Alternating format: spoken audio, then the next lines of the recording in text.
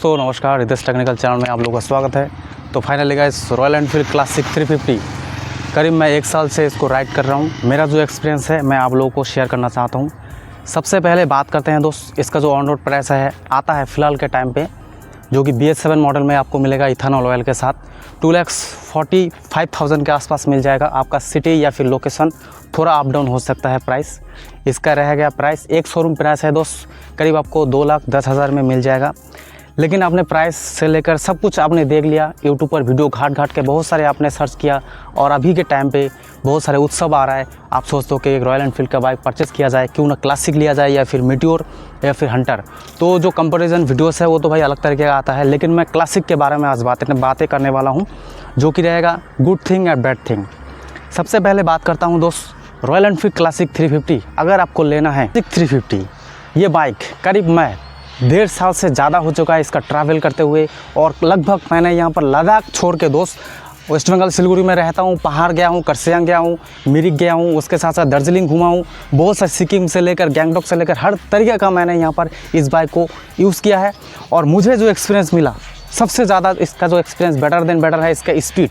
जब आप पहाड़ में ढलान में उठोगे दोस्त, काफ़ी ज़बरदस्त स्पीड पकड़ लेता है, कभी भी आपको निराश नहीं करेगा कि भाई इसका एक्सीलरेटर कम है।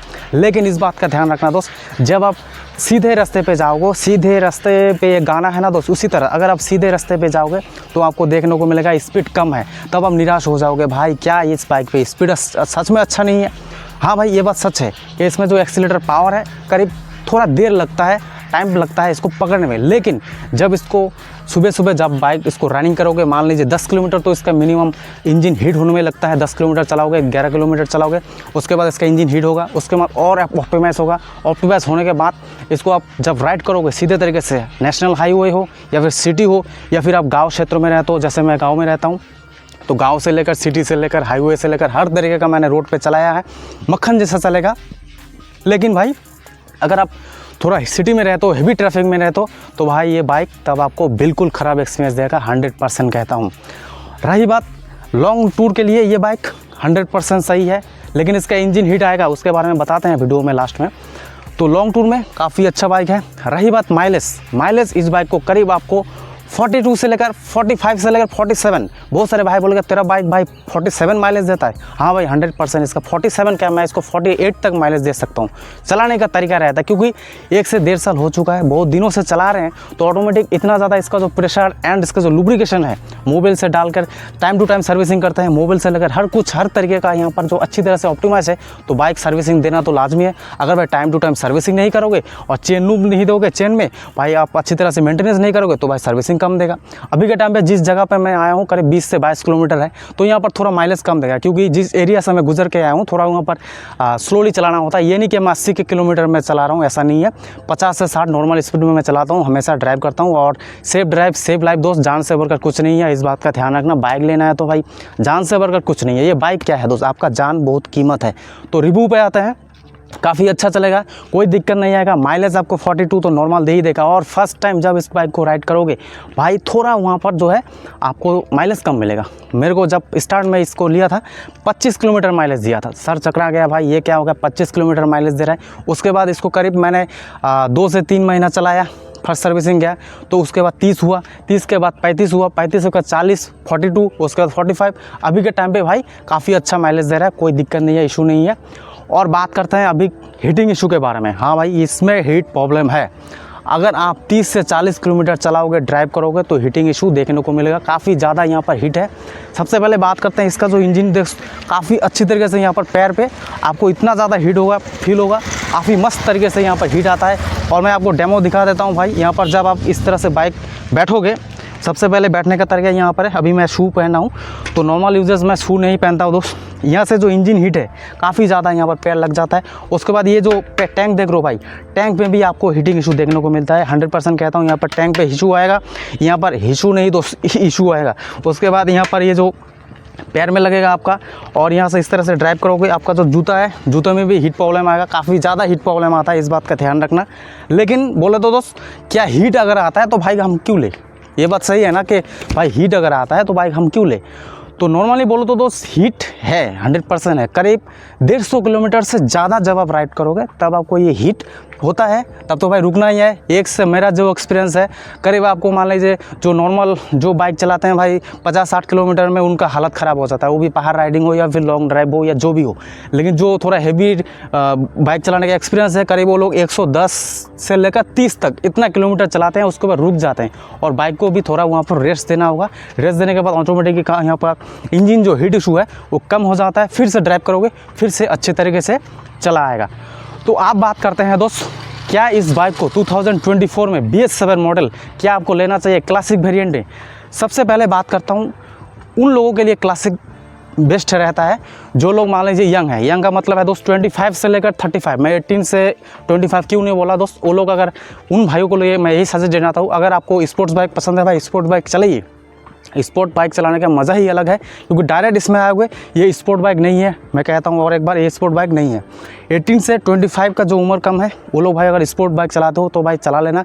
मेरे उम्र में मैं भी चलाया था, अभी 25 से प्लस हूँ, तो अभी के टाइम पे इस बाइक को ड्राइव कर रहा हूँ। तो सबसे पहले क्या होता है, ये क्रूज़र बाइक नहीं है भाई, क्लासिक है। तो क्लासिक में क्या फीचर्स है, इसमें जब आप बैठोगे तो बैठने से क्या होता है दोस्त, ये क्रूज़र नहीं है।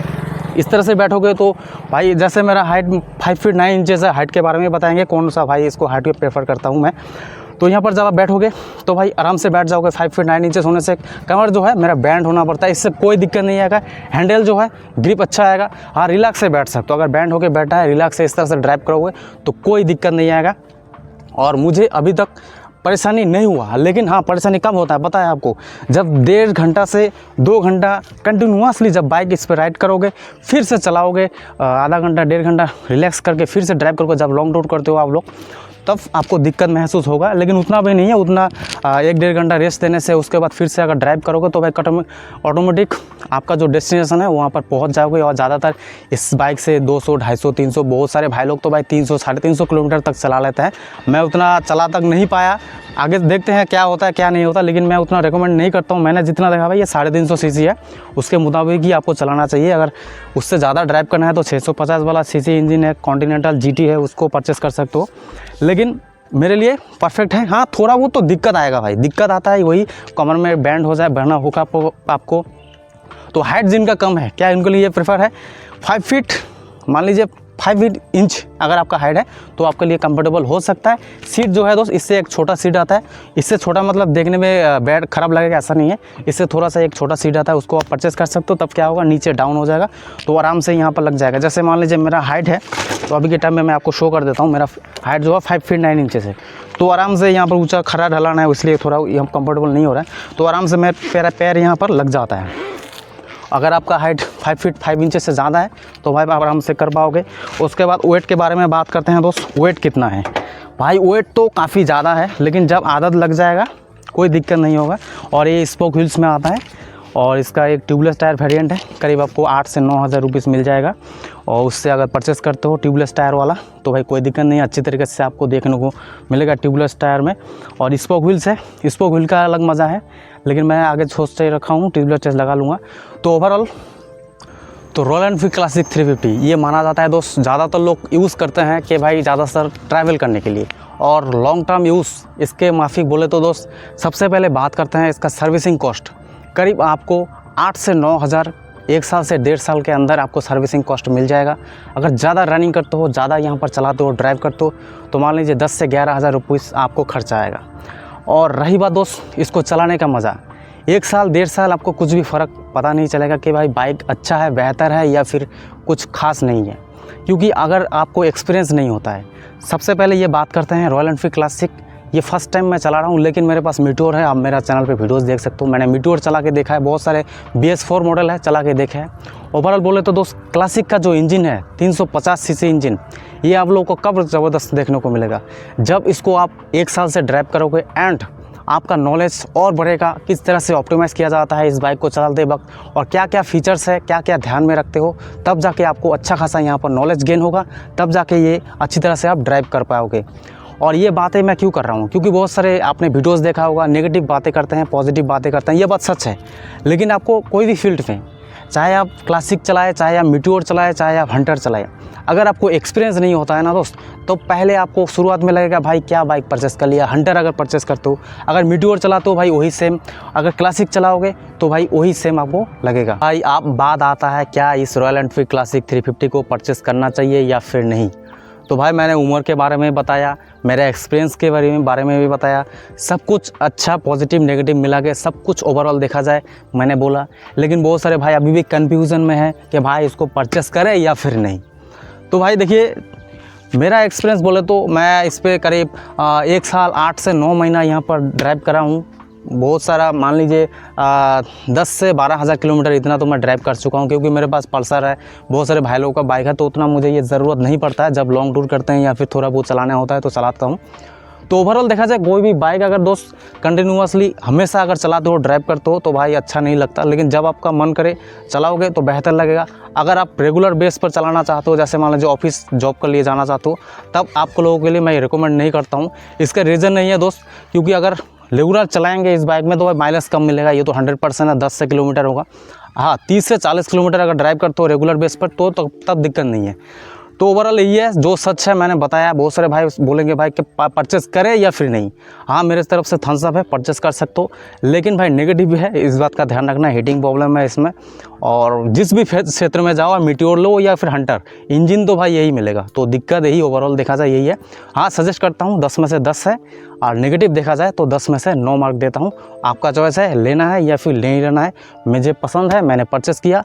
अभी सोच रहा हूँ इसको परचेस करने के बाद दूसरा और वेरिएंट जो है उसको ट्राई करने का, देखते हैं। और 2 साल और 2.5 साल चलाएंगे, उसके बाद क्या होता है नहीं होता है, आपको रिव्यू ज़रूर मिलेगा। तो वीडियोज़ को देखने के लिए दोस्त बहुत बहुत धन्यवाद। मैंने बहुत सारे यहाँ पर जो एनालाइज़ किया ना, जो मैंने एक्सपीरियंस किया वही बताया है, और जो जेन्युइन है, जो सच्चाई है। बहुत सारे यूट्यूबर आपको बताते हैं बकवास बातें बताएं, ऐसा कुछ नहीं है।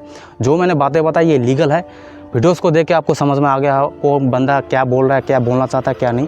तो वीडियोस को देखने के लिए आपका बहुत बहुत धन्यवाद। तब तक के लिए दोस्त, जय हिंद, वंदे मातरम।